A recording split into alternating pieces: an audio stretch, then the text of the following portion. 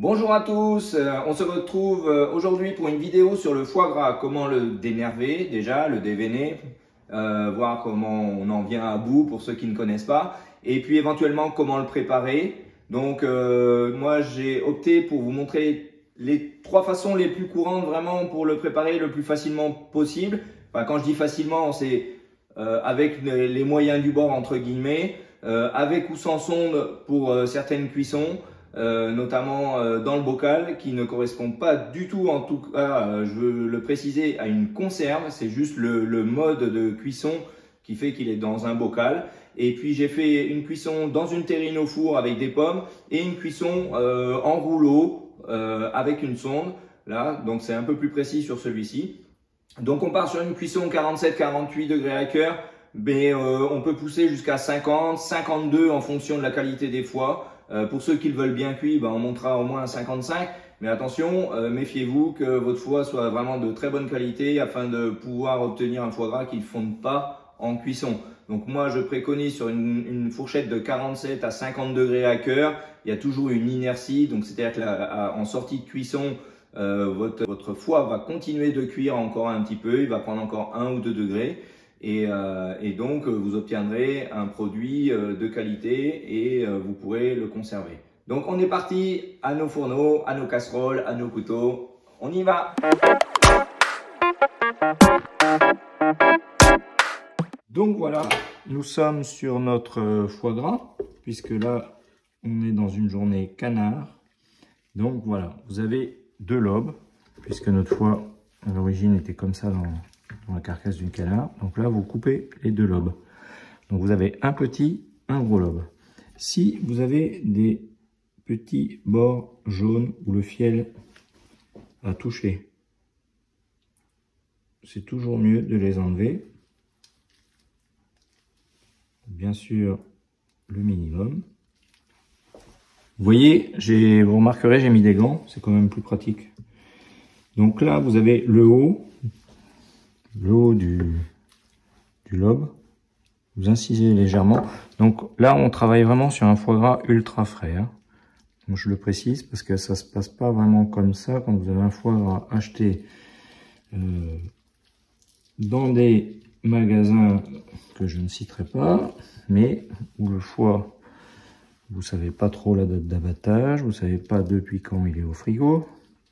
Donc là, vous inquiétez pas, si le foie part un peu en purée, ce n'est pas un souci, puisque après cuisson, tout va se recoller comme par magie.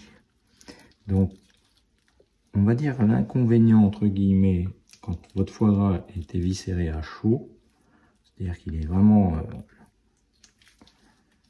tiède,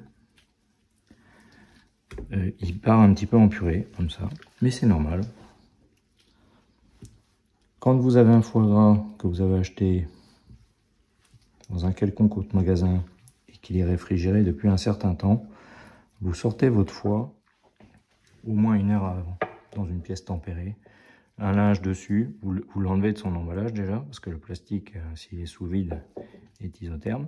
Donc voilà, là j'ai dégagé une des veines principales. Je vais chercher la tête, je la tiens d'une main, et de l'autre main, tout simplement, avec mon doigt, je dégage les veines vers l'extérieur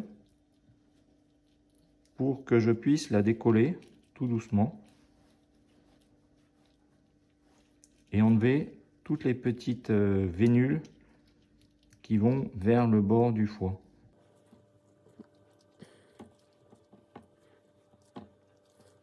Alors je me rattrape un petit peu plus court pour pas qu'elle casse. Bon, il se peut qu'elle casse. Auquel cas, si je sens que c'est encore une grosse veine, j'irai chercher avec une pointe de couteau. Sinon, si elles sont pas trop sanguinolentes, c'est pas encore trop grave. Tout dépend de ce que vous voudrez en faire. Voilà. Donc, vous voyez, en tirant, j'arrive jusqu'au bout et j'ai toute ma veine et les petites vénules qui étaient à côté. Quand ça c'est fait, je vérifie qu'il ne reste pas de veine Donc soit je dégage un petit peu au couteau, comme là, et j'en retrouve une.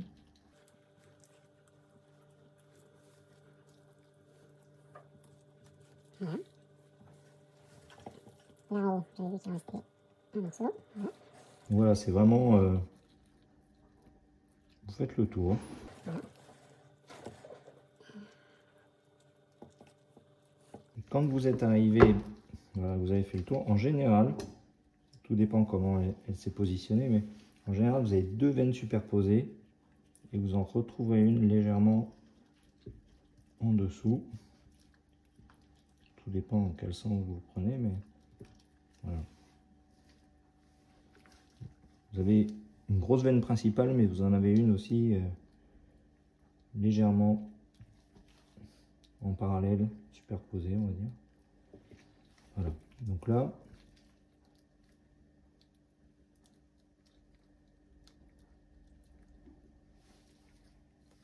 on a un de nos lobes qui est quasiment déveiné. Donc voilà, vous avez vu, ça part un peu en purée, mais voilà, je me le refais. Voilà, celui-ci est prêt. Voilà.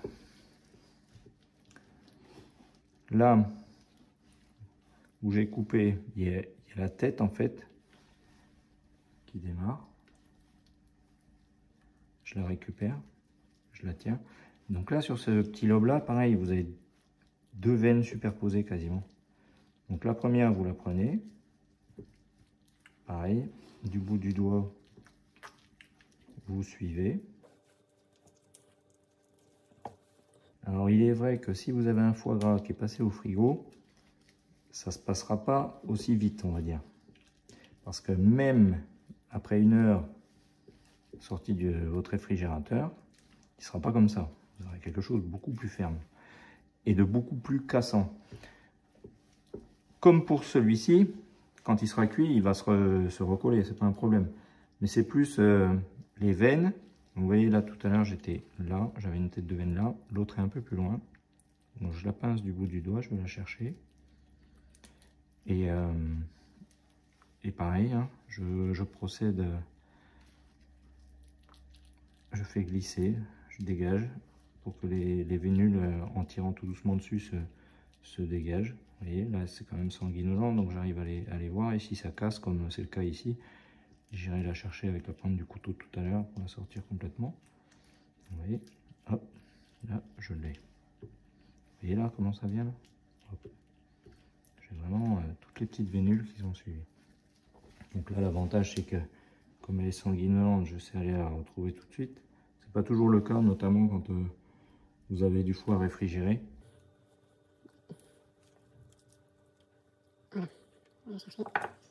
Donc après, on est d'accord que tout ça, c'est pour l'ordre du visuel. Le goût ne changera pas grand-chose. Hein. Si votre foie est bon au départ, s'il reste une veine, il n'en sera pas moins bon. Hein. C'est juste que le côté visuel, une fois cuit, ça vous fera plein de points noirs de sang cuit, quoi. Donc voilà. Donc si vous avez, comme je disais, si vous avez un foie qui est réfrigéré, donc il sera plus ferme, plus cassant. Donc le couteau, c'est peut-être pas toujours la solution. Quelque chose qui est bien des fois, c'est une petite cuillère. On tient la veine et on dégage avec soit le manche d'une petite cuillère ou d'une cuillère à thé. On dégage petit à petit, ou avec le doigt hein, aussi, si le foie est bien mou, ça peut bien se passer. Hein. Chaque foie est différent et tout dépend du conditionnement qu'il a eu avant. Donc voilà, là j'ai mon foie qui est dénervé. Alors, les petites nervures, les petites veines comme ça, avec un peu de foie dessus, certains vont par exemple le faire fondre tout doucement dans une casserole et s'en servir pour cuisiner. Hein, ça va faire du gras, mais ça reste quand même un bon gras, donc c'est pas un souci. Voilà. Donc maintenant, ce qu'on va faire, Ce que je vais vous proposer, c'est qu'on va faire 2 pesées. Je vais vous montrer comment moi je procède quand on n'a pas trop de matériel, entre guillemets, pour faire simple et bien. On part sur un foie gras, on va dire plutôt mi-cuit. Moi j'aime bien, j'aime pas trop pousser le foie gras trop loin en cuisson. Donc on va faire un foie en terrine et un foie donc cuit au four et un foie roulé mi-cuit cuit au bain-marie. Voilà. A few moments later. Vaut mieux rajouter du sel, vous savez, au moment du service, et là vous rajoutez ce que vous voulez en sel, que ce soit une fleur de sel de Guérande, un sel de l'Himalaya, et puis rajouter aussi du poivre selon votre goût, quoi. Il existe tellement de sels différents, de poivre et tout ce qui peut aller autour. Donc voilà. Donc là, mon assaisonnement est à peu près partagé. Donc je peux éventuellement, comme je vais faire 2 choses distinctes, séparer. Et là, je vais venir. Alors ça peut vous paraître beaucoup a priori quand vous disposez comme ça l'assaisonnement, mais c'est pas tant que ça en fait compte. Alors, en plus là, en fait le sel, c'est un sel de Guérande moulu, donc le grain n'est pas aussi fin qu'un sel fin normal.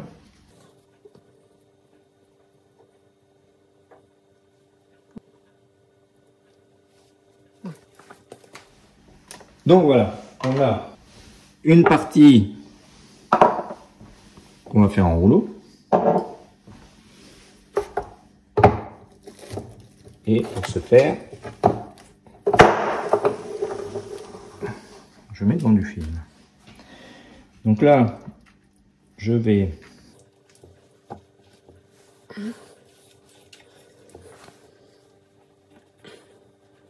reprendre mon rouleau, voilà. Disposer comme ça. Donc là, on n'est pas sur une grosse quantité, donc ça va, c'est relativement pratique. Après, quand vous prenez des quantités un peu plus grosses, si vous faites le double, c'est le même principe. Il faut juste s'arranger que le film soit assez large. Sinon, vous le prenez dans l'autre sens et vous y reprenez à plusieurs fois. Donc là, vous avez vu, j'ai superposé, j'ai assaisonné, j'ai superposé. Je mets mon film, je garde un peu de marge pour que j'ai un peu d'épaisseur. Je mets mon film là, même si ça part un peu sur le côté, c'est pas grave parce que je vais le resserrer après. Donc, je mets mon film comme ça et je m'arrange de caler mon rouleau au bout. Et là, je m'arrange que ce soit toujours tendu. Vous tirez toujours vers vous comme ça. Pas trop non plus parce que ça va forcément se dérouler, mais vous voyez, je mets une tension pour que le rouleau soit serré.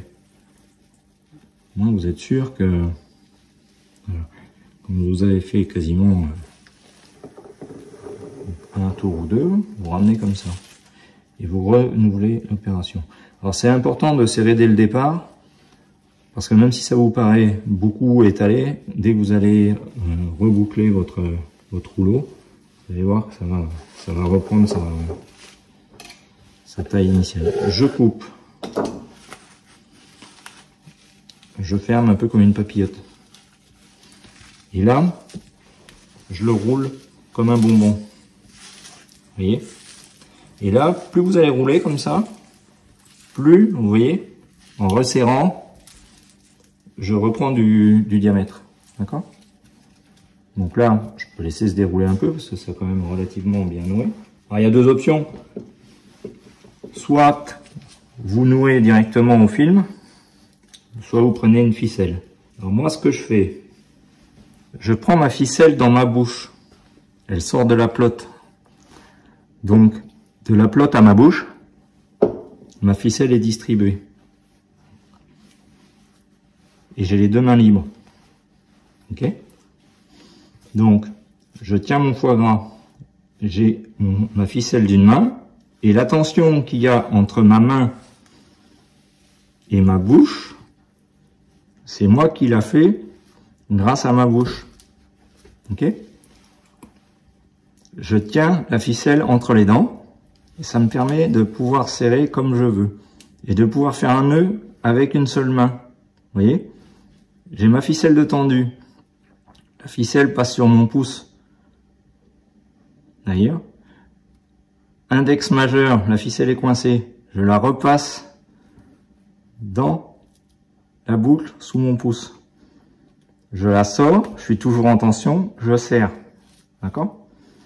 Je renouvelle l'opération, mais là je vais coincer mon film.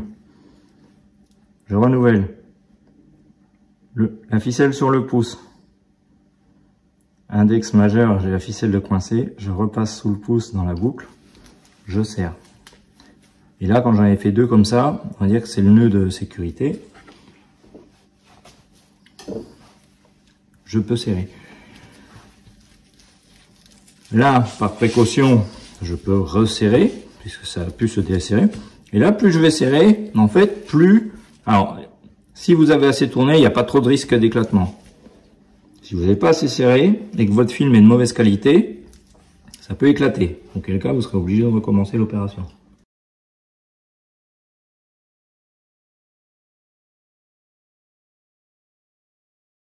Ok. Là, on va dire qu'on pourrait se satisfaire.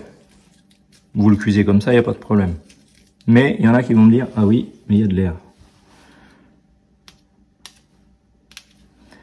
Là où je vois de l'air, je pique. Je peux piquer un peu plus, c'est pas un problème. Voilà, vous voyez. Là où ça s'échappe, surtout dans les bouts. Hein. N'hésitez pas, c'est dans les bouts où il y aura le plus d'air. Et vous allez me dire, si je le cuis comme ça,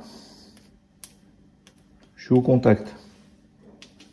C'est-à-dire que ce qui va sortir là, ça va être au contact de mon bain-marie. Ben, auquel cas, qu'est-ce qui m'empêche de faire un deuxième tour, hein. On va dire, ah oui, le film, ok. Mais vous savez, c'est le système D, là. On est sur du système D. Je peux le cuire aussi dans une terrine. Donc, ça n'a pas la même... pas le même résultat. Entre une terrine et cuit au bain-marie. Donc là, l'air, elle est partie. Au moins celle qu'il y avait dans le...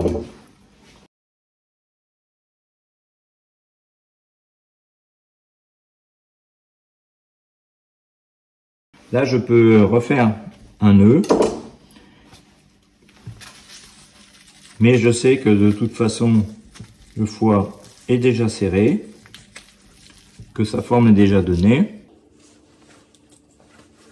Je resserre un peu pour être sûr que il n'y ait pas trop non plus de mou dans la deuxième couche de film. Et voilà. Là, je suis pas obligé de faire un nœud de sécurité entre guillemets comme au premier tour, puisque tout est fait, tout est bloqué. Donc voilà. Là, on est prêt à le cuire. Ok. Donc, il y a deux options. On travaille avec une sonde. Auquel cas, on va voir au moment de la cuisson. Là, moi, je suis partisan de le laisser mariner, de le laisser comme ça, sur un plan de travail, à l'air libre, une demi-heure, une heure, le temps qu'ils prennent tous les arômes. Ok. Pendant ce temps-là, qu'est-ce qu'on fait? On fait la terrine. Donc là, sur ce foie-là, j'ai pas mis d'alcool, je l'ai mis brut, je l'ai mis nature. Il n'y a pas de souci, on fait comme ça. Maintenant, vous êtes libre de rajouter tous les alcools, tout ce que vous voudrez y mettre dedans. Si vous voulez mettre du Porto, du Madère, de l'Armagnac, tout est possible. Donc voilà, nous revenons à notre cuisson de foie gras, qui va se passer de la façon suivante. J'ai mis mon eau à chauffer pour qu'elle monte à 69 degrés. De deux choses l'une, soit vous montez l'eau avec le foie gras déjà dedans à 69 degrés. Moi, je préfère la monter à 69 parce que comme ça, je maîtrise un peu plus. Donc là, elle est à 68. Je vais rallumer. Mais après, vous pouvez gérer entre les deux gaz. C'est-à-dire que là, je vais rallumer, mais sur mon gaz du fond. Pour être sûr que ça n'aille pas trop fort. Donc voilà. Je remets mon feu. Donc, je vais être à 69, j'y suis. Je mets mon foie. Ok. Et là, je travaille. Moi, je préfère. Hein, c'est chacun fait comme il veut. Je travaille avec deux sondes. Vous percez et vous allez quasiment à cœur. Ça vous donne quand même une meilleure facilité. Donc, Le but, c'est d'essayer de se rapprocher toujours des 69-70 degrés pour l'eau. Là, moi, j'y suis. La sonde, elle me dit 71 dans l'eau, 29 à cœur. Vous voyez, j'ai 2 sondes pour un même boîtier. Ce genre de boîtier, j'en fais pas la pub, mais c'est quand même très pratique. C'est que vous avez un boîtier avec 2 sondes. Et vous avez un boîtier déporté que vous pouvez garder avec vous. C'est-à-dire que, par exemple, si vous vous lancez dans un fumage et que vous ne voulez pas rester à côté de votre barbecue, de votre cheminée, c'est très pratique. D'accord ? Au moins, vous avez une alerte. Vous programmez les températures dedans, dehors, du foyer et de votre produit à cœur. Donc là, en l'occurrence, de l'eau et du foie gras à cœur. Donc 69, 70. Donc c'est vrai que c'est pas évident à gérer. Donc si vous avez une grande casserole, vous faites 2 ou 3 foie gras. Donc arrangez-vous toujours que les foies soient de même diamètre. S'il y en a un qui est cuit, ils sont tous cuits. D'accord ? Prévoyez éventuellement de l'eau froide, soit avec des glaçons ou soit avec des petits cubes, vous savez, glaçons en plastique réfrigérant que vous plongez dans l'eau, ça vous fera tomber l'eau plus rapidement, ou une bouteille d'eau fraîche au frigo ou deux, pour que dès que vous soyez cuit, vous sortiez votre foie gras et vous le stoppiez la cuisson dans l'eau réfrigérée. Donc là, je disais l'eau 69-70 degrés et on va monter pour un mi-cuit à environ 47 degrés à cœur. Voilà. Donc là, c'est parti, ça va demander un certain temps. Comme la sonde me donne aussi la température de mon eau, et bien si je vois que ça descend par exemple à 68, 67, et bien je relance un petit coup de feu pendant 2 secondes histoire que ça remonte. Donc on va quand même naviguer, on va pas se mentir, à 1-2 degrés en dessous, 1-2 degrés au-dessus, voilà. Donc le but c'est d'essayer d'avoir une constante. Si, donc je disais après, si vous avez plusieurs fois à cuire au-delà des diamètres, c'est quelquefois ils vont se chevaucher. Et vous en avez toujours un qui va remonter. Essayez de trouver une petite grille, un petit couvercle pour que la masse soit vraiment sous l'eau. Donc si vous n'avez pas de masse, vous en créez une. Voilà.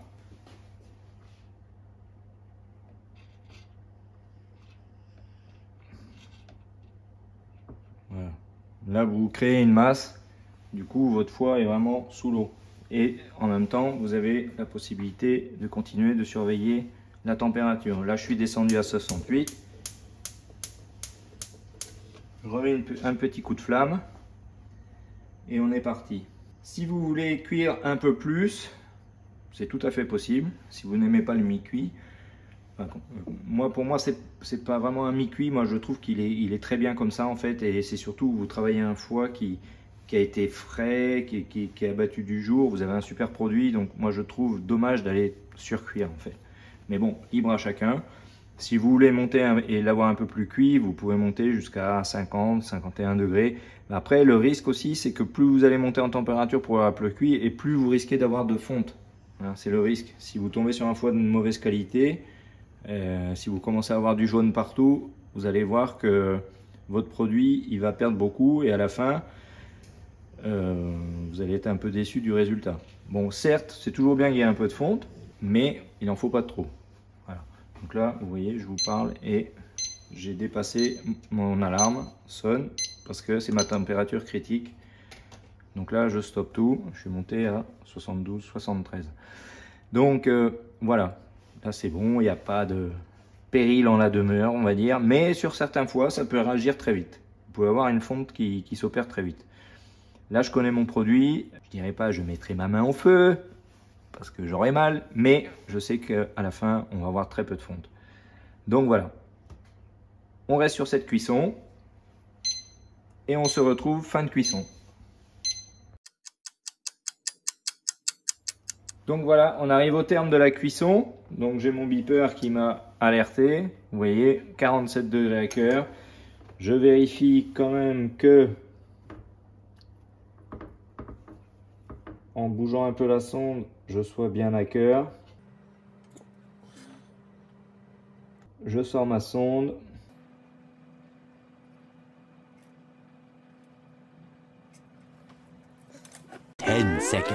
Voilà, j'ai bien réfrigéré mon eau avec mes glaçons. J'ai mis mon foie gras dedans pour bien que ça bloque la cuisson pendant au moins un quart d'heure. je laisse dedans, ensuite j'égoutte, je mets au frigo et je laisse au moins 4 ou 5 jours minimum avant de le manger. Donc voilà, et éventuellement, si plus tard vous voulez le mettre sous vide, vous le mettez sous vide pour une meilleure conservation, si vous avez une machine sous vide. Vous pouvez aussi le cuire sous vide. Donc je vous donnerai tous les détails un petit peu plus tard.